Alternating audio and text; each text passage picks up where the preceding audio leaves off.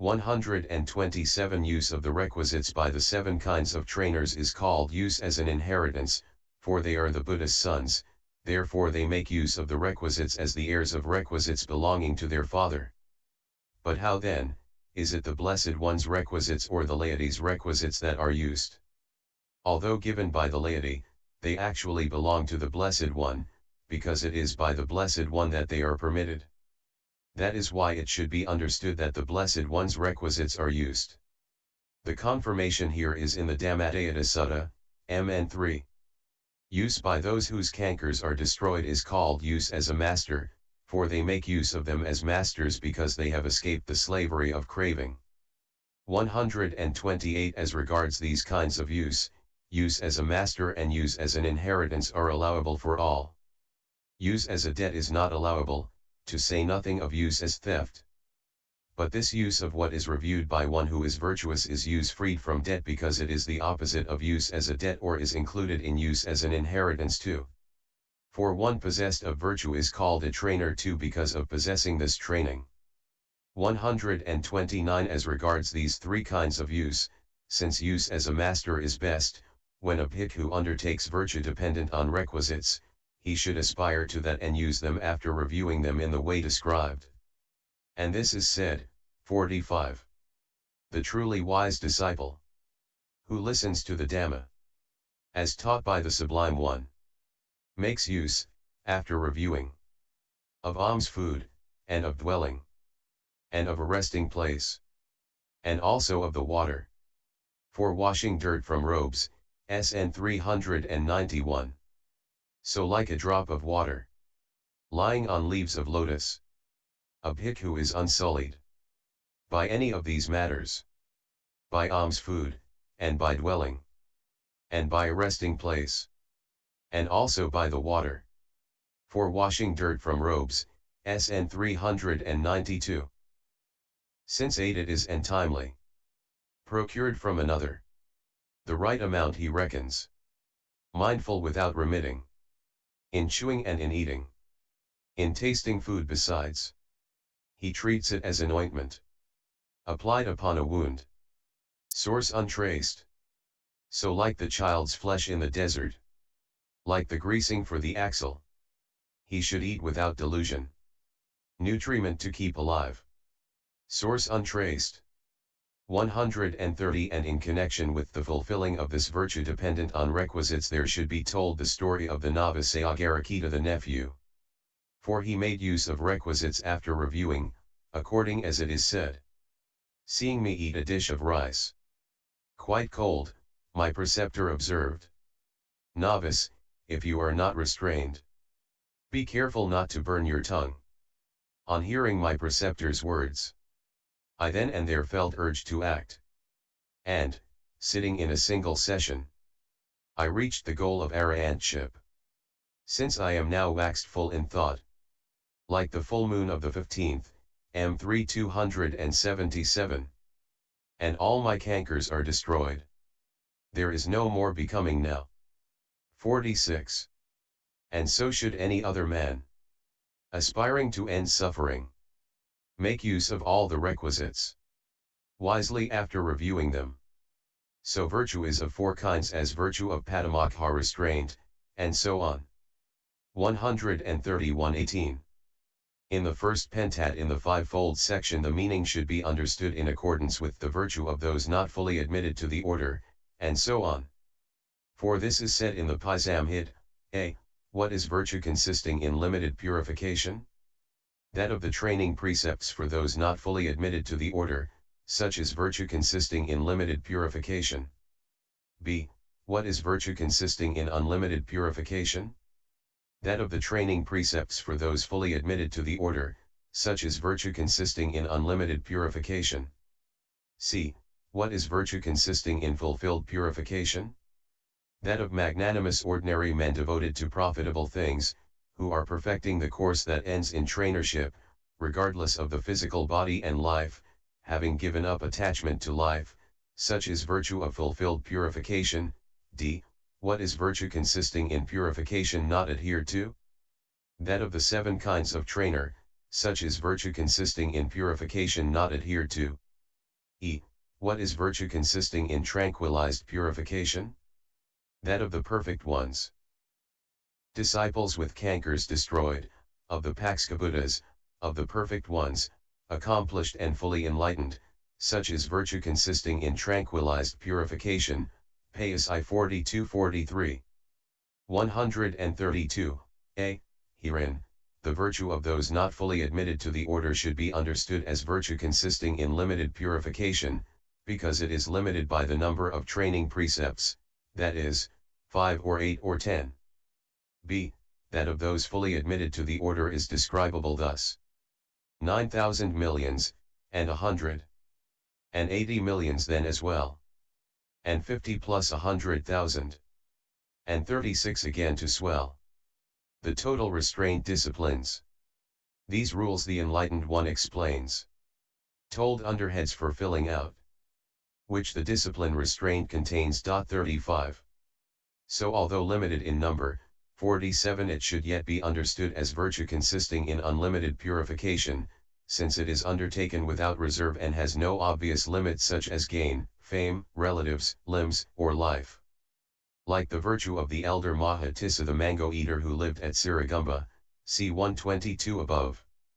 133 For that venerable one never abandoned the following good man's recollection: wealth for a sound limb's sake should be renounced, and one who guards his life gives up his limbs, and wealth and limbs and life, each one of these, a man gives up who practices the Dhamma. And he never transgressed a training precept even when his life was in the balance, and in this way he reached arahantship with that same virtue of unlimited purification as his support while he was being carried on a lay devotee's back. According to as it is said, nor your mother nor your father nor your relatives and kin have done as much as this for you because you are possessed of virtue. So, stirred with urgency, and wisely comprehending 36 with insight, while carried on his helper's back he reached the goal of arahantship. 134, c. The magnanimous ordinary man's virtue, which from the time of admission to the order is devoid even of the stain of a wrong thought because of its extreme purity, like a gem of purest water, like well-refined gold, becomes the proximate cause for arahantship itself, which is why it is called consisting of fulfilled purification, like that of the elders Sayagarakita the Great and Sayagarakita the Nephew. 135 The elder Sayagarakita the Great, Maha Sayagarakita, aged over 60, was lying, it seems, on his deathbed. The order of bhikkhus questioned him about attainment of the supramundane state. The elder said, I have no supramundane state. Then the young bhikkhu who was attending on him said, Venerable sir, people have come as much as 12 leagues, thinking that you have reached nibbana. It will be a disappointment for many if you die as an ordinary man. Friend, thinking to see the Blessed One Metya, I did not try for insight. 48 So help me to sit up and give me the chance. He helped the elder to sit up and went out. As he went out the elder reached arahantship and he gave a sign by snapping his fingers. The order assembled and said to him, Venerable sir, you have done a difficult thing in achieving the supramundane state in the hour of death. That was not difficult, friends. But rather I will tell you what is difficult. Friends, I see no action done by me without mindfulness and unknowingly since the time I went forth. His nephew also reached arahantship in the same way at the age of 50 years. 136. Now, if a man has little learning and he is careless of his virtue, they censure him on both accounts for lack of virtue and of learning.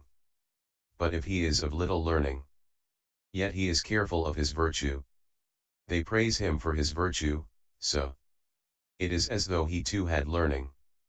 And if he is of ample learning, yet he is careless of his virtue, they blame him for his virtue, so it is as though he had no learning. But if he is of ample learning, and he is careful of his virtue, they give him praise on both accounts. For virtue and as well for learning. The Buddha's pupil of much learning, who keeps the law with understanding. A jewel of Jambu River Gold 37. Who is here fit to censure him? Deities praise him constantly. By Brahma also is he praised. A27. 137, d. What should be understood as virtue consisting in purification not adhered to is trainer's virtue, because it is not adhered to by false view, and ordinary men's virtue when not adhered to by greed.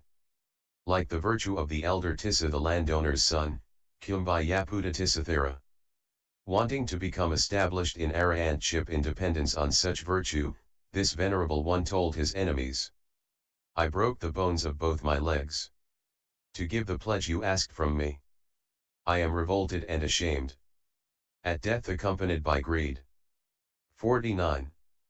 And after I had thought on this, and wisely then applied insight, when the sun rose and shone on me, I had become an arahant. Mai 233. 138. Also there was a certain senior elder who was very ill and unable to eat with his own hand. He was writhing smeared with his own urine and excrement. Seeing him, a certain young bhikkhu said, Oh, what a painful process life is. The senior elder told him, If I were to die now, friend, I should obtain the bliss of heaven, I have no doubt of that. But the bliss obtained by breaking this virtue would be like the lay state obtained by disavowing the training, and he added, I shall die together with my virtue. As he lay there, he comprehended that same illness with insight, and he reached arahantship. Having done so, he pronounced these verses to the order of bhikkhus. I am victim of a sickening disease that racks me with its burden of cruel pain. As flowers in the dust burnt by the sun, so this my corpse will soon have withered up. Unbeautiful called beautiful, unclean while reckoned as if clean, though full of ordure seeming fair, to him that cannot see it clear. So out upon this ailing rotting body, fetid and filthy, punished with affliction, doting on which the silly generation has lost the way to be reborn in heaven. Ja 437. 139, e. It is the virtue of the arahants, etc., that should be understood as tranquilized purification, because of tranquilization of all disturbance and because of purifiedness. So it is of 5 kinds as consisting in limited purification, and so on. 140-19. In the second pentad the meaning should be understood as the abandoning, etc., of killing living things, etc., for this is said in the Pizamhid, 5 kinds of virtue. 1. In the case of killing living things, a. Abandoning is virtue, b. Abstention is virtue, c. Volition is virtue, d. Restraint is virtue, e. Non-transgression is virtue. 2. In the case of taking what is not given. 3. In the case of sexual misconduct. 4. In the case of false speech. 5. In the case of malicious speech. 6. In the case of harsh speech. 7. In the case of gossip. 8. In the case of covetousness. 9. In the case of ill will. 10. In the case of wrong view. 11. Through renunciation in the case of lust, a. Abandoning is virtue. 12. Through non-ill will in the case of ill will.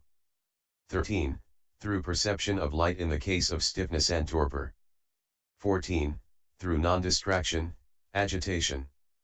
15. Through definition of states, Dhamma, uncertainty. 16. Through knowledge, ignorance. 17. Through gladdening in the case of boredom. 18. Through the first jhana in the case of the hindrances, a. Abandoning is virtue. 19. Through the second jhana, applied and sustained thought. 20. Through the third jhana, happiness. 21. Through the fourth jhana in the case of pleasure and pain, a. Abandoning is virtue. 22. Through the attainment of the base consisting of boundless space in the case of perceptions of matter, perceptions of resistance, and perceptions of variety, a. Abandoning is virtue. 23. Through the attainment of the base consisting of boundless consciousness in the case of the perception of the base consisting of boundless space. 24. through the attainment of the base consisting of nothingness in the case of the perception of the base consisting of boundless consciousness. 25. Through the attainment of the base consisting of neither perception nor non-perception in the case of the perception of the base consisting of nothingness. 26. Through the contemplation of impermanence in the case of the perception of permanence, abandoning is virtue. 27. Through the contemplation of pain in the case of the perception of pleasure. 28. Through the contemplation of not self in the case of the perception of self. 29. Through the contemplation of dispassion in the case of the perception of delighting. 30. Through the contemplation of fading away in the case of greed. 31. Through the contemplation of cessation in the case of originating. 32. Through the contemplation of relinquishment in the case of grasping. 33. Through the contemplation of destruction in the case of the perception of compactness, abandoning is virtue. 34. Through the contemplation of fall of formations in the case of accumulating kamma. 35. Through the contemplation of change in the case of the perception of lastingness. 36. Through the contemplation of the signless in the case of a sign. 37. Through the contemplation of the desireless in the case of desire. 38. Through the contemplation of voidness in the case of misinterpreting, insistence. 39. Through insight into states that is higher understanding in the case of misinterpreting, insistence, due to grasping. 40. Through correct knowledge and vision in the case of misinterpreting, insistence, due to confusion. 41. Through the contemplation of danger in the case of misinterpreting, insistence, due to reliance on formations. 42. Through reflection in the case of non-reflection. 43.